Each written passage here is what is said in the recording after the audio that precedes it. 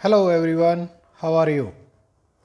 मैं Surendra Kumar, lecturer in English, आपका इस पहले वीडियो में, जिसे हम पहला कदम के नाम से जानेंगे, आपका स्वागत करता हूं। स्टूडेंट्स, यहाँ पर मैं बात करने वाला हूं आपकी इच्छाओं की और आपके इरादों की।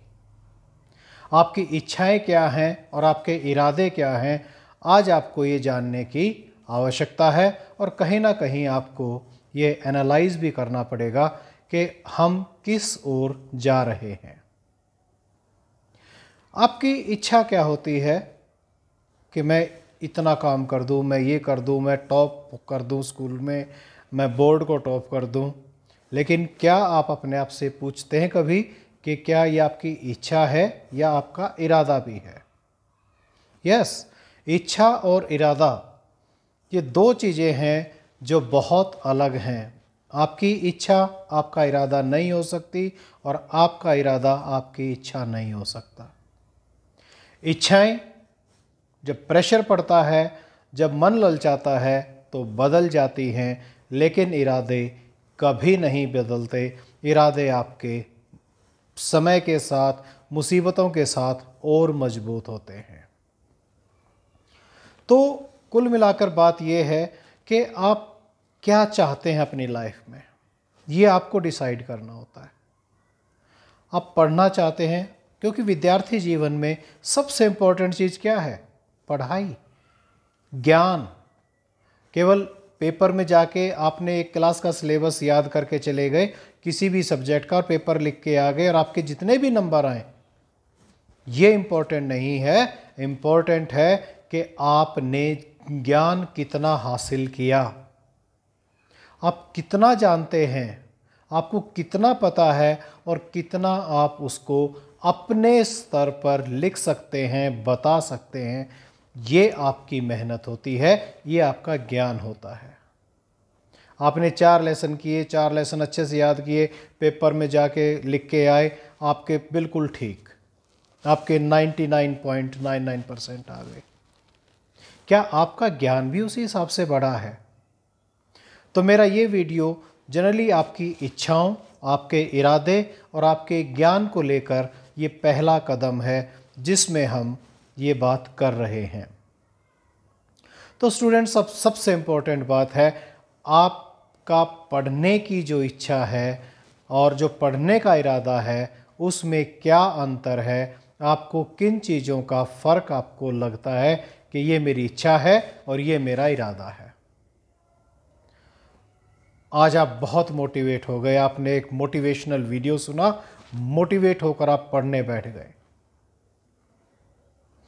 जैसे ही आप पढ़ने बैठे, हुआ क्या कि आपके फेवरेट सीरियल की जो प्यारी सी मधुर सी आवाज़ आपके कानों में सुनाई दी और आपके कान उस सीरियल की आवाज़ को सुनने चले।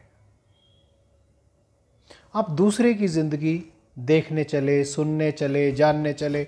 आप जान रहे हैं उस ज़िंदगी को, सामने किताब आपने ओपन किया है, लेकिन आप आवाज़ कहीं और की सुन रहे हैं। तो आपका दिमाग एक साथ दो काम कर रहा है। आंखें शब्दों को घुमा रही हैं और आपके कान सुन रहे हैं। तो आप डाइवर्ट कर दिया आपने अटेंशन। चलिए हम दूसरी स्थिति और देखते हैं। ऐसा आपके जीवन में हमेशा होता है।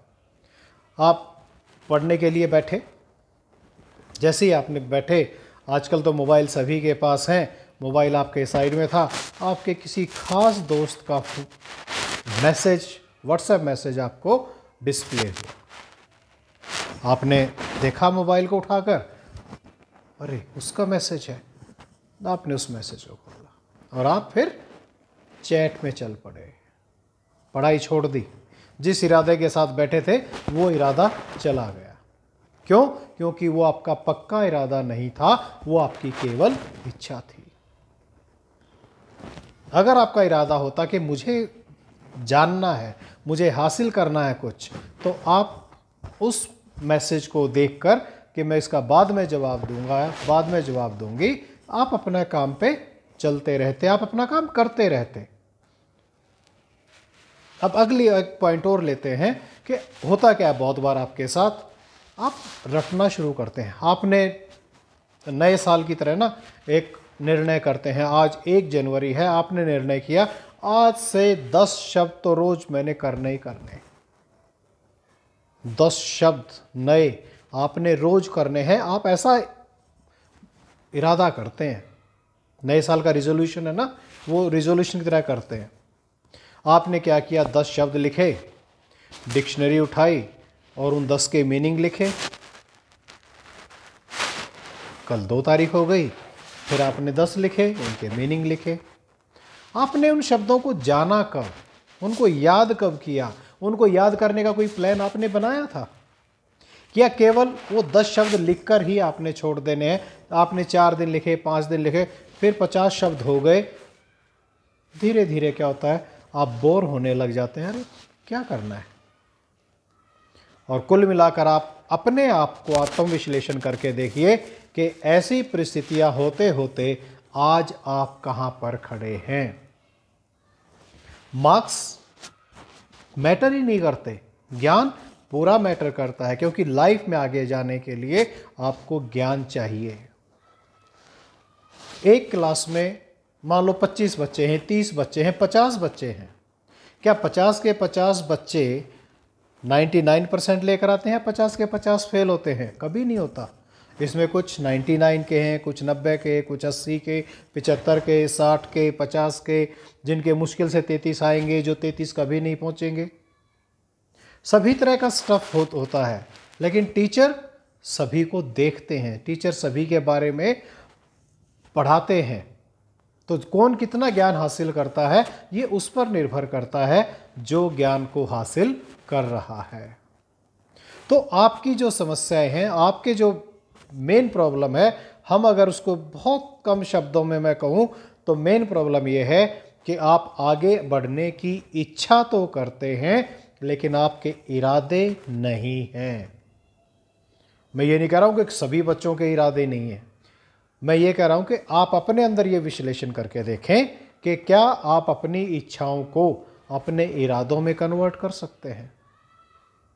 आपने एक शब्द किया, आज का दिन आपने एक नया शब्द बहुत अच्छे से किया, उसको आपने यूज़ किया, उसको आपने जाना, उसको आपने बहुत अच्छे से समझ लिया, कर लिया, लिख लिया, बहुत बढ़िया हुआ।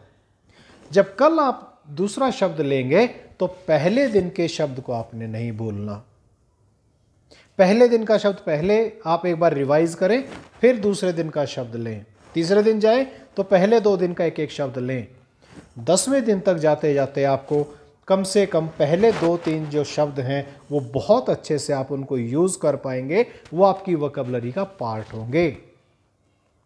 यानी वोकैबुलरी एक्टिव होना आपका टारगेट होना चाहिए, चाहे हिंदी की हो, चाहे पंजाबी की हो, चाहे इंग्लिश की हो। आपकी वोकैबुलरी बहुत अच्छी होनी चाहिए, ताकि जब आप भाषा लिखें तो आप बहुत अच्छे से उस भाषा में अपने एक्सप्रेशन दे सकें।